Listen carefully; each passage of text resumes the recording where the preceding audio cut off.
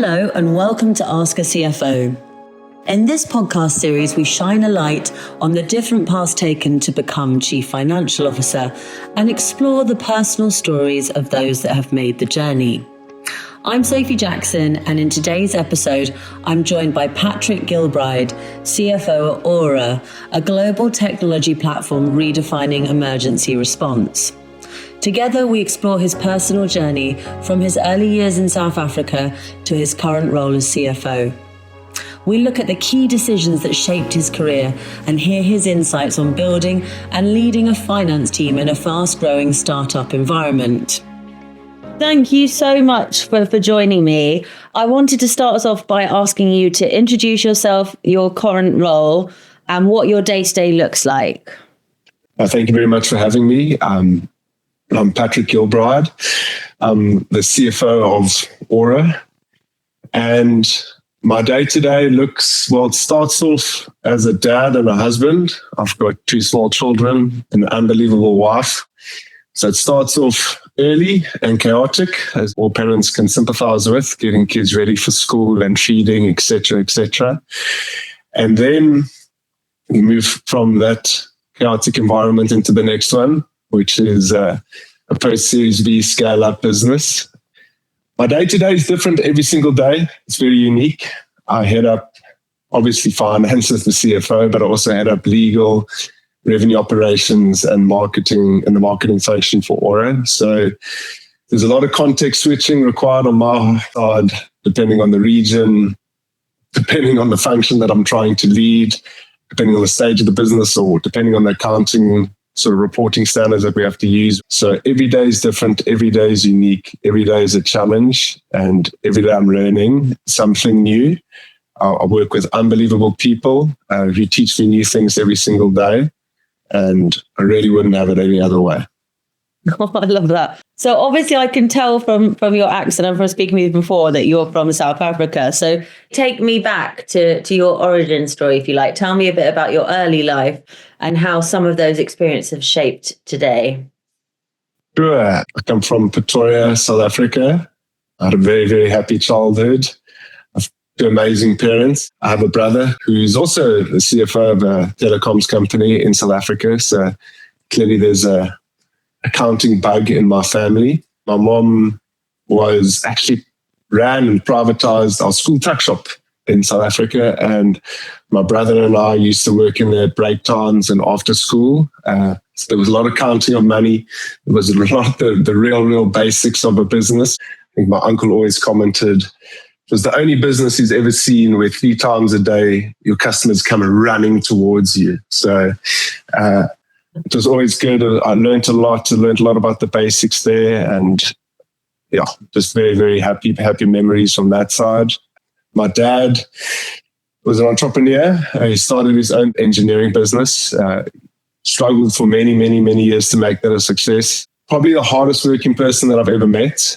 He never really ever expected that from us, but just purely through leading by example, he really did instill that into myself and my brother of be the hardest workers in the room at all times. My mom always tells a story when my brother and I were young. My dad went to work on a Saturday and came home on a Tuesday, just because it needed to be done. So he's still my role model. I still look up to him in terms of how to get things done and how you approach problems, which is nothing's, one bite at a time. That really shaped me sort of growing up, especially from a work perspective. My dad started us working young in his factory from a very young age, from 11 or 12, and started us at the bottom. My brother and I, we would sweep the floors in the beginning, and the next year we came back, maybe we were packing something, or maybe we were working on the machines, and slowly escalated. Eventually, once I was in university, I was helping him do the books and those sort of things. So I was in a privileged position to help my dad, Roy, and his business partner, Tim, exit that business about 5 years ago. And I helped them structure and exit the transaction with them. And they're now both happily retired, which was obviously amazing for them. And it just really was a up-close viewpoint of if you put enough hard work in and you grind for long enough, there's no easy way to make money. And making money is a long and hard road. And if you stay the course and carry through, you will eventually be successful. So that really, really shaped me, and it shaped where I wanted to go. And it really instilled that I wanted to be involved in something, be involved in a company where I could make a decision or at least influence a decision and actually see the real world impact of what happens on a day-to-day basis. I think that's amazing. I've never really kind of connected the dots there on how growing up seeing entrepreneurs, because they do work so hard and you're across everything. But that's very exciting and it makes you very curious as a kid because you're seeing really all the elements going on. So I love that story. Thank you for sharing. So you mentioned that. I didn't know your brother's also a CFO. That's very funny. But tell me, what was it then that you think drew you towards a career in finance? You mentioned those early experiences with your mum and her work with the tuck shop privatization. Tell me about that. Yeah, look, I mean, I think I was kind of good with numbers. And as you mentioned, you're dealing with, in the tuck shop, hundreds of micro transactions on a day-to-day basis. And you are strengthening that muscle in your brain of addition and subtraction constantly. And when my dad worked very, very hard, he always made time for me to play maths games. He always thought it was so important for that. So it just sort of, that muscle was sort of built in me, and accounting then just came naturally. And to be honest, I probably still don't, but when I started the journey, I didn't really know what I wanted to do. You're young, you're 18, your brain isn't even fully formed yet. You got to make this decision. And I'd applied for both accounting and engineering at the University of Pretoria, and I was accepted for both. And I was young and naive, and my logic at that point was, well, not every business has engineers, but every business has accountants. And I don't really know what I want to do. So I'm going to go this journey, and I'm going to start this CA journey. And that's why I decided to do it. I thought everyone needs this in their life. So why not do it? I'm not sure what industry I want to be in. I'm not sure what I want to do. And I'm not sure what the world's going to look like in a decade. So let's get something as general as possible. That accounting or the CA journey is quite interesting because it's extremely generalist and specialized at the same time. So you should be able to step into every business and be able to perform that function, but it's highly specialized set of skills that you carry on, or that you get, I suppose, after that.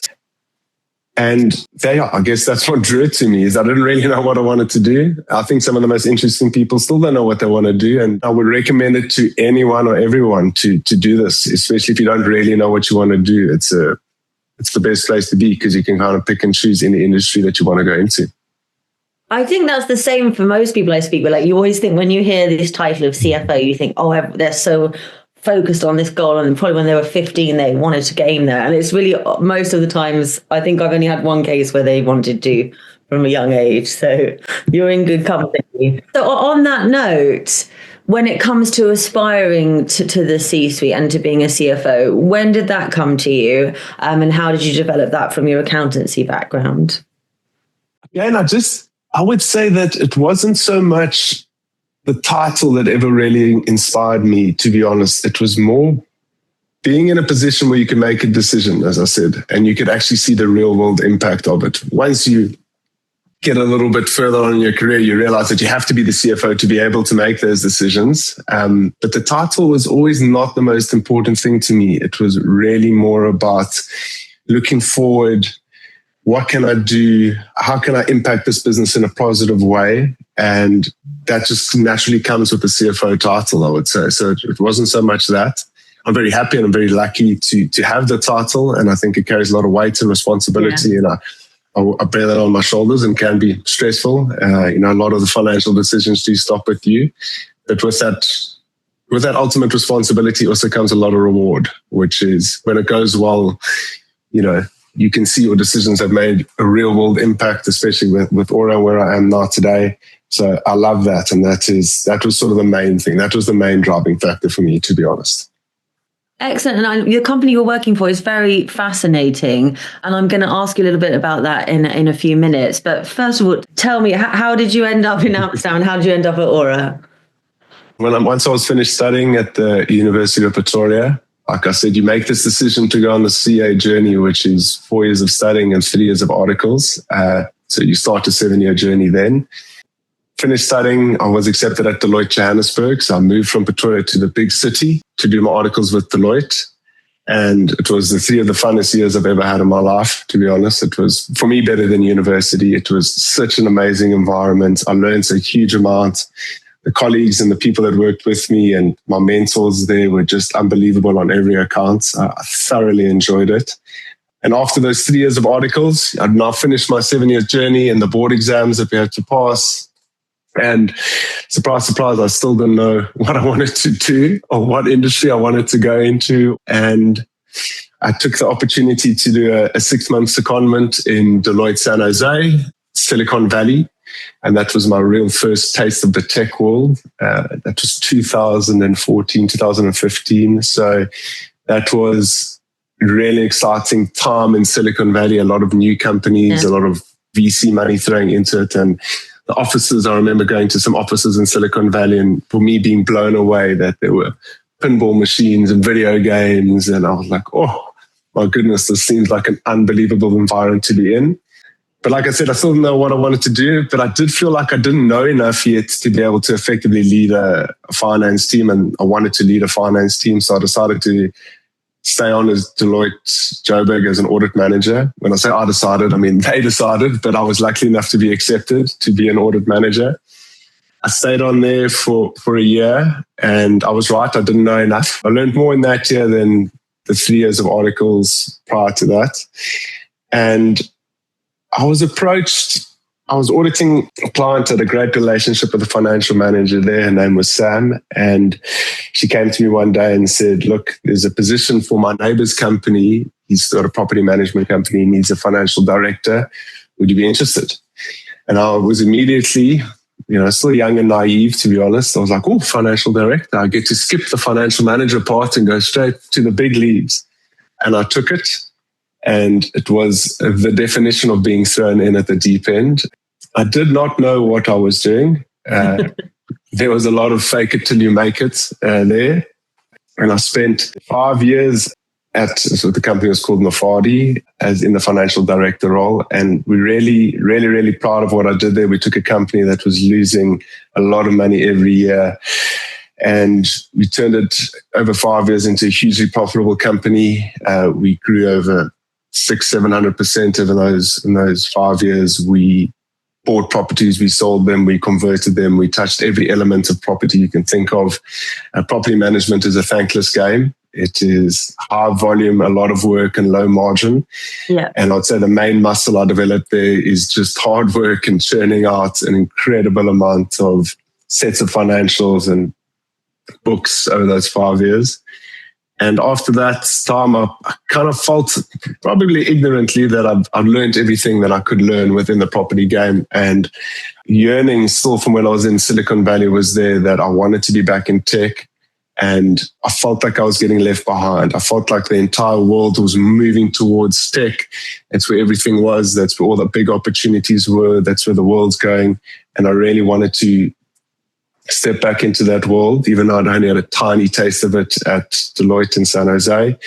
And one of my friends reached out to me and said, geez, there's this opportunity at a company called Aura. Stick your hand up, you should go for an interview. And I did.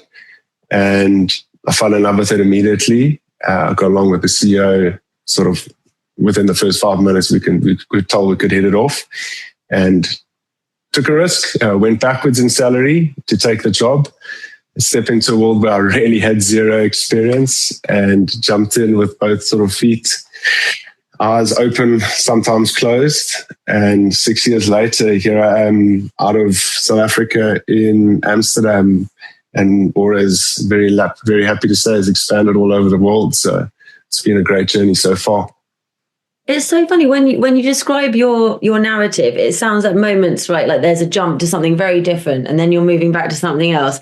And then later on in our careers, if we're lucky, all of the pieces kind of come together, right? And I notice this a lot in people's trajectories. And I think yours typifies it in not that long, to be honest, right? In a decade.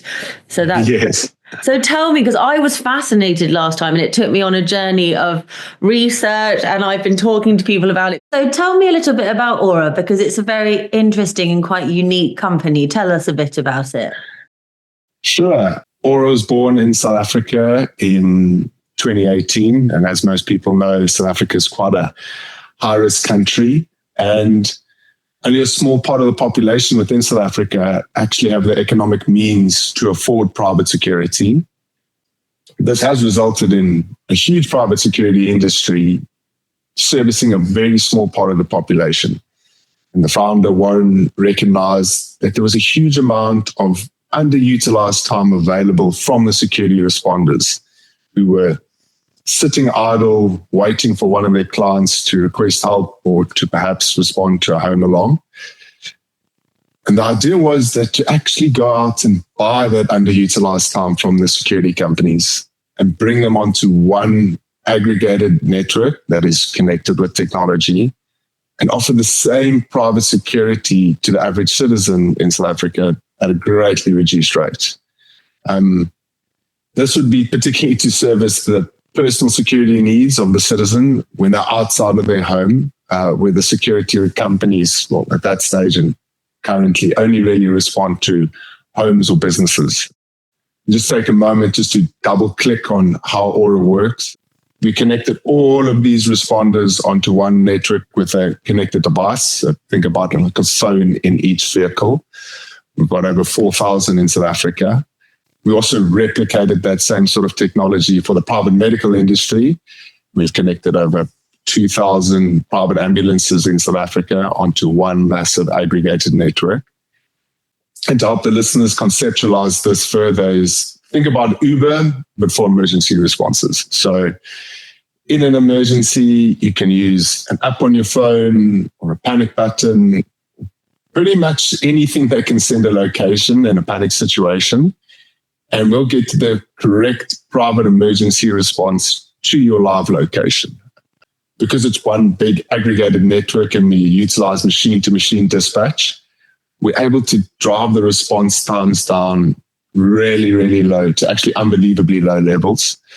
In South Africa, we average below 7 minutes for security responses and under 11 minutes for medical responses, and that's anywhere in South Africa.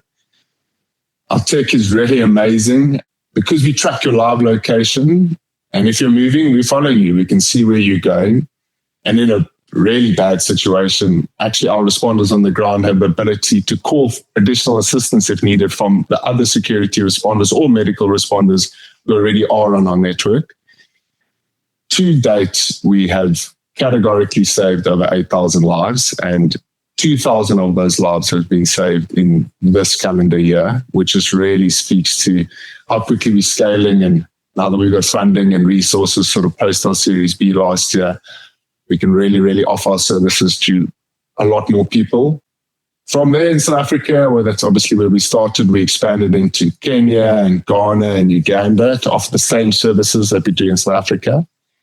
And then we entered the first world market, initially the United Kingdom, and recently we've launched in the US as well. We use the same technology as what we use in our African regions, but to solve a slightly different problem.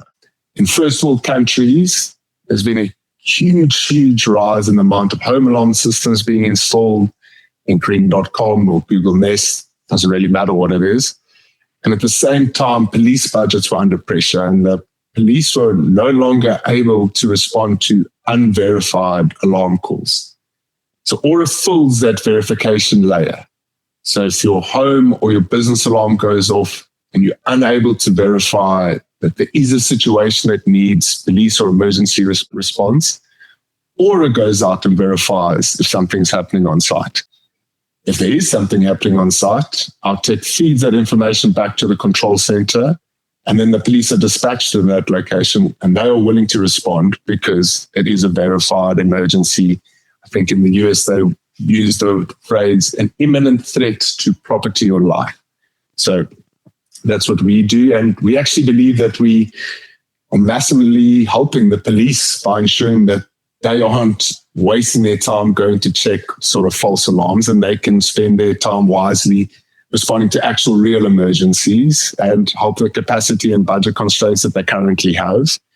Using the same tech and business model, again, we're able to drive the response times really down in first world markets and solve a big problem that these alarm receiving centers are currently experiencing. All the OEMs of these alarm or home DIY alarm systems are currently experiencing, and enhance their service offering. So when you can give that verification layer to the end customer when they aren't at home or when they aren't at their business.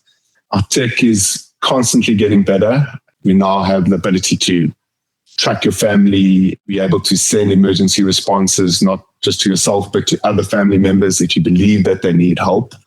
And look, our tech team is simply incredible. And the journey at Aura has been absolutely amazing.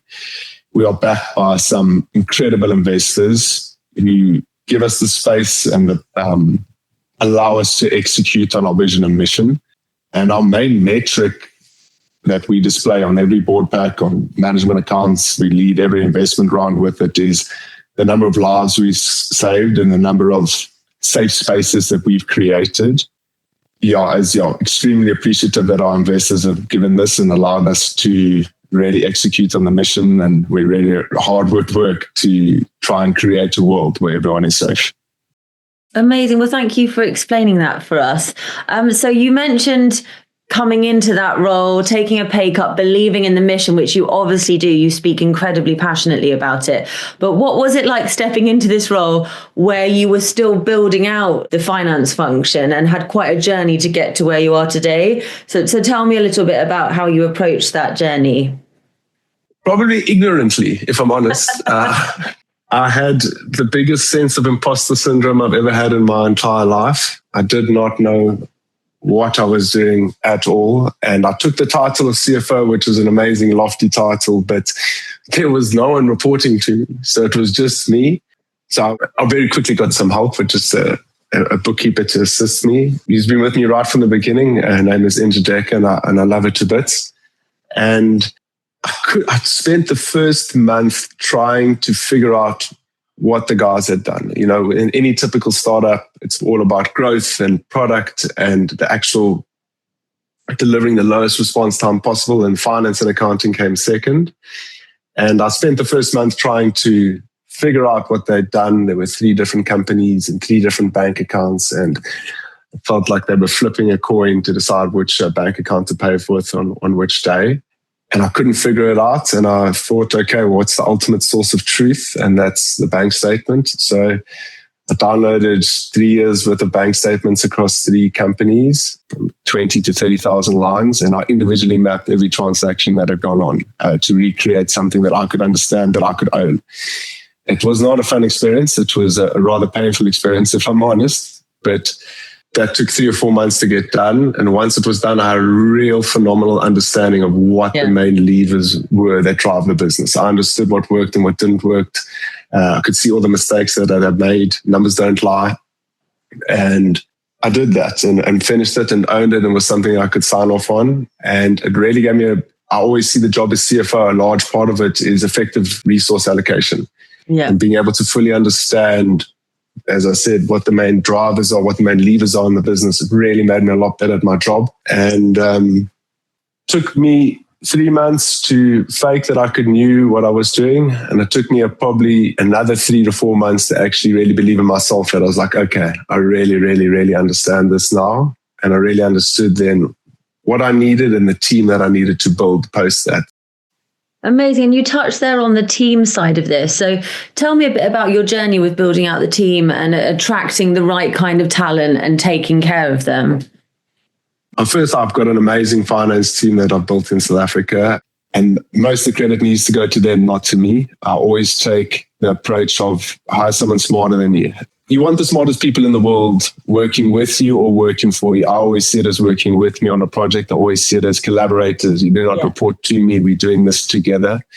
We're a team at all costs. I will step in and do whatever's necessary. And part of the journey of Aura was like, okay, I'll do the books, I'll do the transactions, I'll do the bank reconciliations, I'll reconcile the cash book, and we'll continue to do that going forward.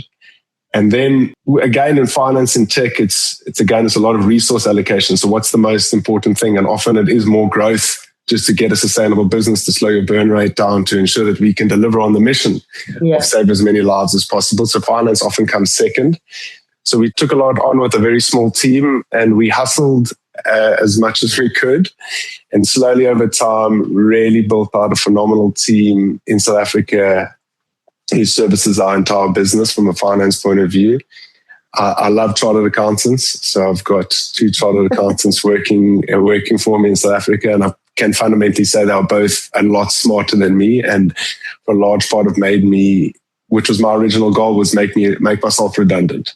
Build a team and build a process, build a function that they don't need me every single day, which allows me to free up my time to concentrate on other areas of the business, like I mentioned in the beginning, whether that's revenue or marketing or legal.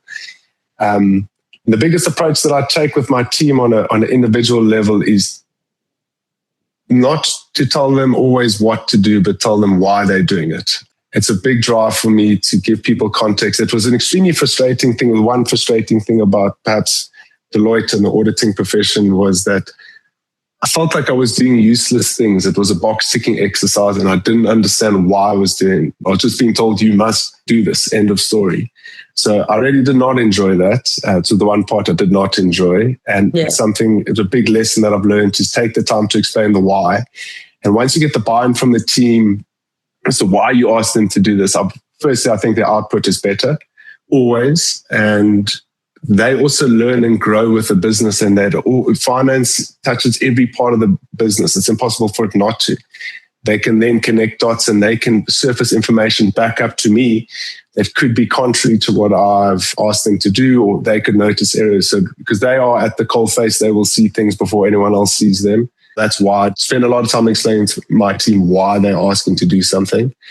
And when I'm building out a team, to be honest, a lot of it is more on attitude than on qualifications. Obviously, like I said, I love CAs because they think in a certain way and they've got a unique set of skills. Yes. But for everyone else in the finance team, it's more about their attitude. I want to see how they approach a problem. I'm uninterested in whether the solution is correct or not. I'm more interested in how you thought about it.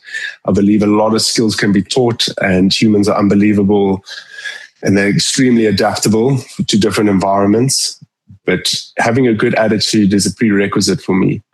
Having that can-do attitude and smiling, it's only work at the end of the day. Don't take it too seriously. We're doing very important things, but your family and your life are always more important than work, as it always should be.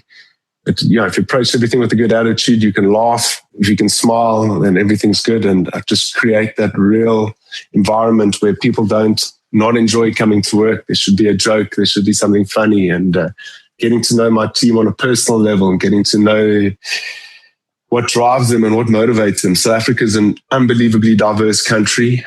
Well, I mean, we've got 11 official languages, and everyone's background and everyone's origin story is different. And what drives them and what motivates them is very different.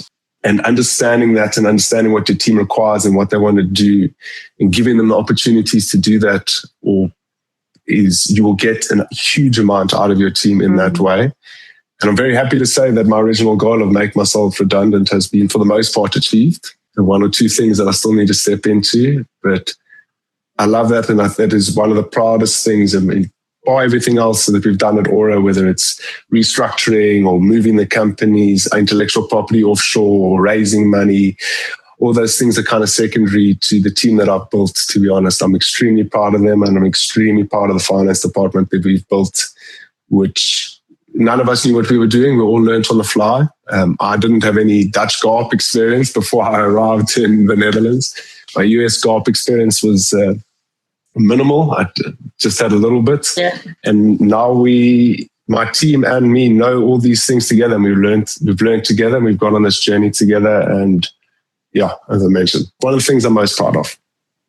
Amazing. And I think you made a couple of points there that I just want to kind of loop back on. The first is around explaining the why, not the what. I think I've said that right. And that to me is so important, because I've done a lot of research on how to transform teams and so on. And when people are aligned with your vision and they know what the purpose is and they know why they're doing something, then it's proven that they are much more happy at work and more fulfilled. And then on getting to know everybody as well. And on the energy, I think you can train for anything apart from kind of attitude or just or whatever other exactly sort of intangible concepts that are about feeling. And especially as you mentioned there, with like having a diverse team, you need a mixture of energy. Sometimes you need a balancing act. And I think that's great. So thank you for that. You've mentioned Warren is the CEO, correct? Correct. Yeah, and you mentioned even from the first minute of being interviewed that there was a quite unique connection between you. What is your perspective on the CFO-CEO relationship, and what makes that work, and how can CFOs kind of adapt themselves to lead that? I suppose it's, probably cliche, but there should be, for every yin, there should be a yang, especially in startups and especially in the tech world. Founders are visionaries and eternal optimists, and they believe with everything in their being. I think it's a requirement probably to get in their business. It's like their child, their baby, and you don't ever see anything wrong with your own children, of course not. And you have to be delusional about the chance of it working. 100%. I think without that, a lot of businesses will fail. And I see that CFO relationship as the opposite. Often purposefully introducing friction into the decision-making process to ensure that we've thought about all possible consequences. Even if I agree with the overall viewpoint, I might take a position that is opposite to it to ensure that when we are discussing it, and have we really thought through this all the way to the nth degree? Have we thought about the second, third, or fourth order consequences of the decisions?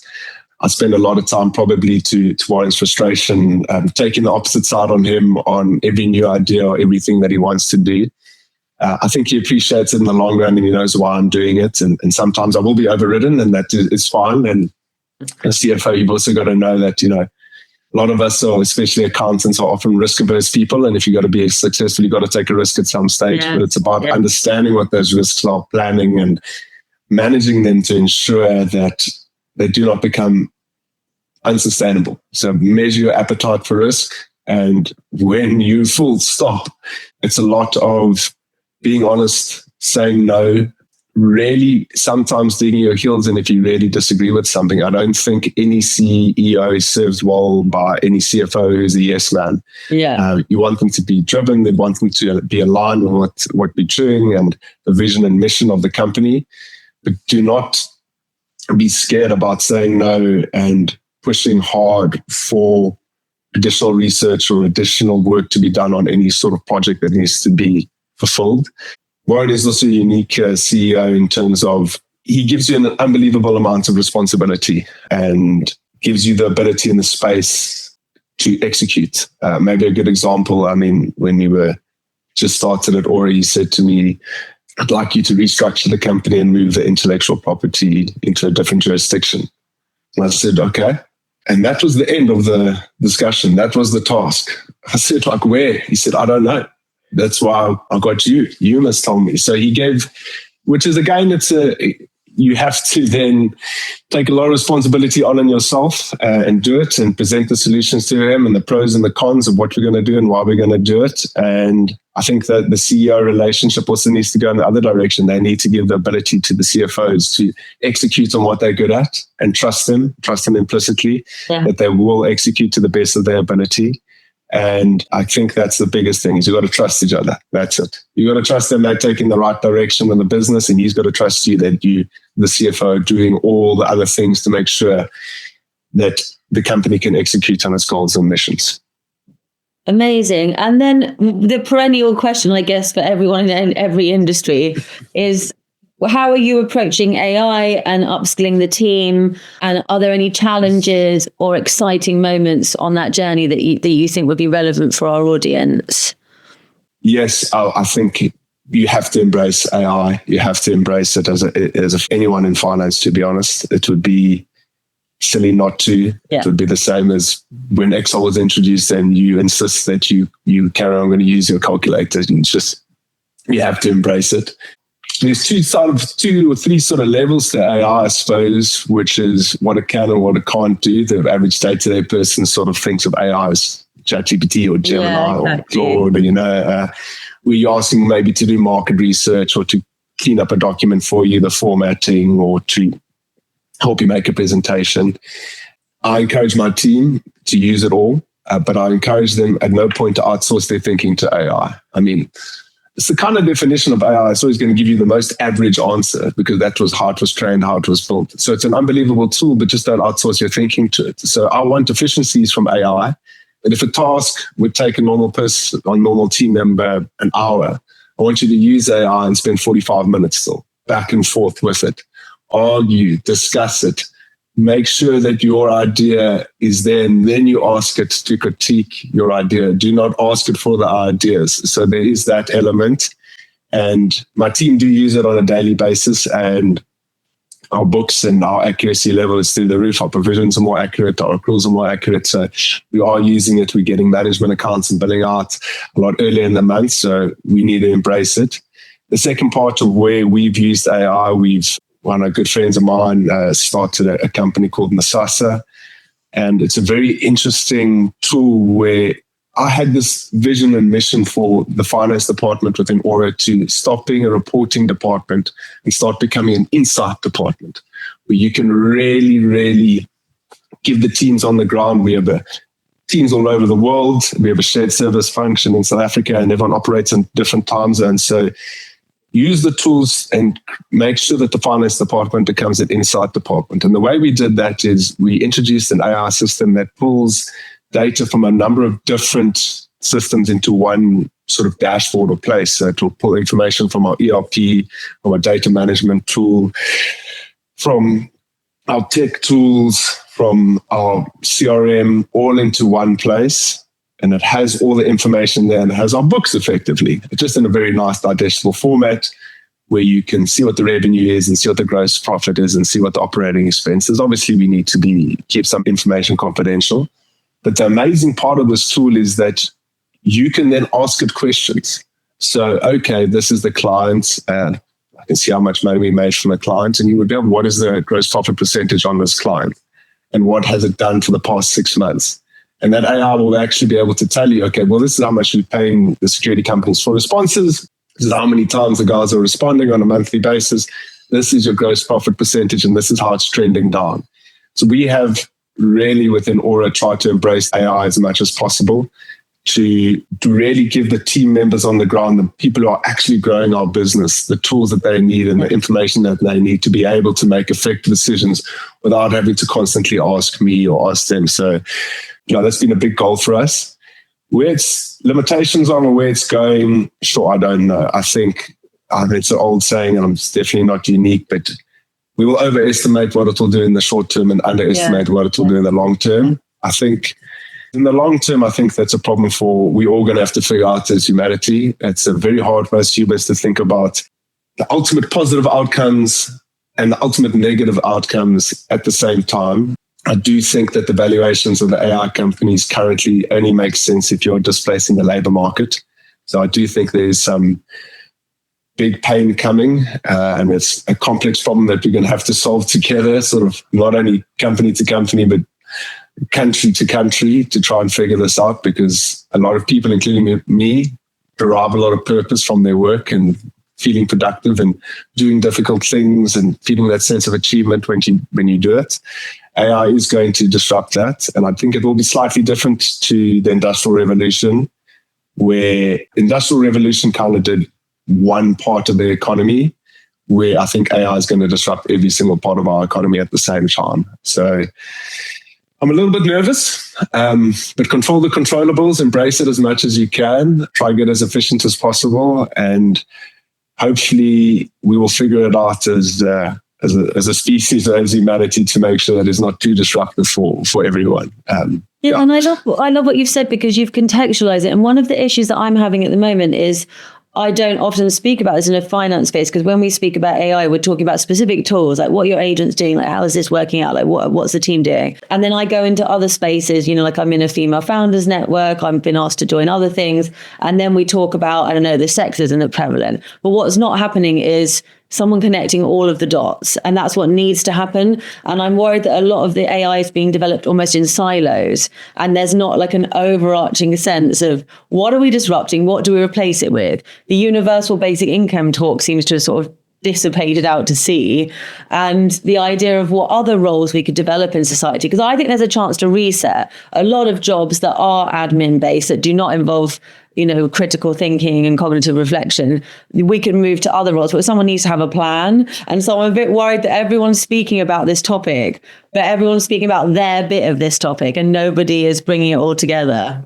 It's 100%. It's scary. And I hope that we as everyone together can actually figure this out, because there is some big disruption coming.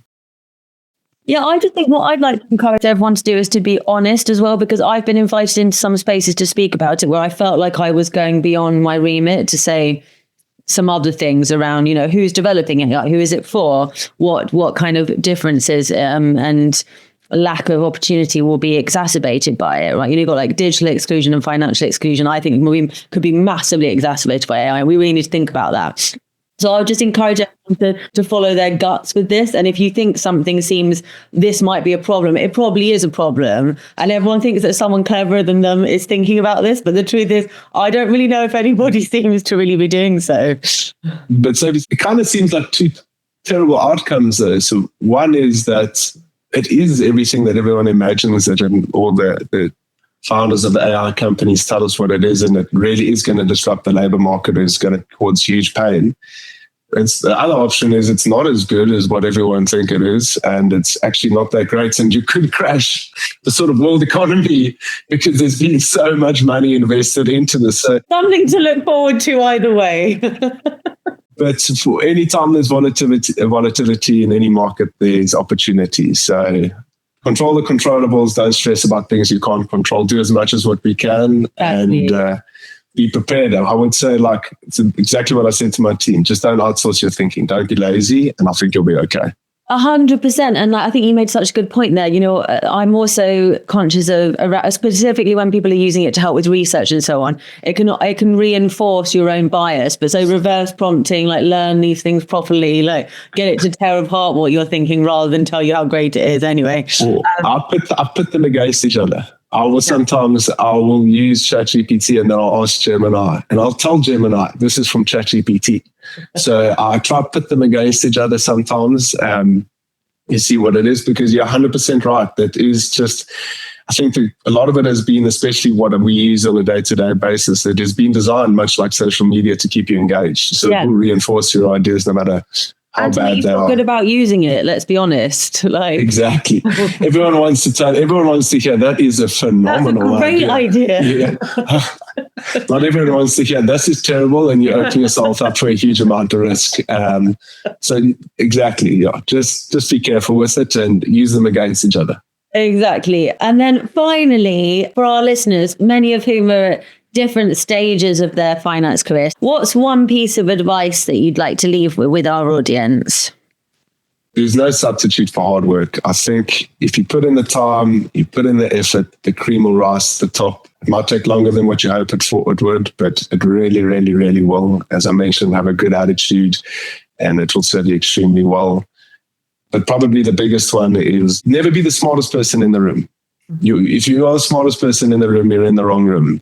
Embrace the imposter syndrome, embrace that uncomfortable feeling, embrace that nervousness in the pit of your stomach where you're like, oh my goodness, I do not know what these guys are talking about. That is where you learn. That is where you grow. It is uncomfortable for a reason, but you'll look back 2, 3, 4 months or years down the line and really, really appreciate that you put yourself through that. And I think anyone who does that with the correct attitude will be successful. Amazing. Well, thank you so much for your time. Thank you so much for your time. It was fun. A very big thank you to Patrick for joining us and sharing his story. It has truly been a pleasure to get to know him. If you enjoyed this episode, please do subscribe and share, and stay tuned for the next Ask a CFO episode as we continue to explore the journeys of current and former CFOs across the world.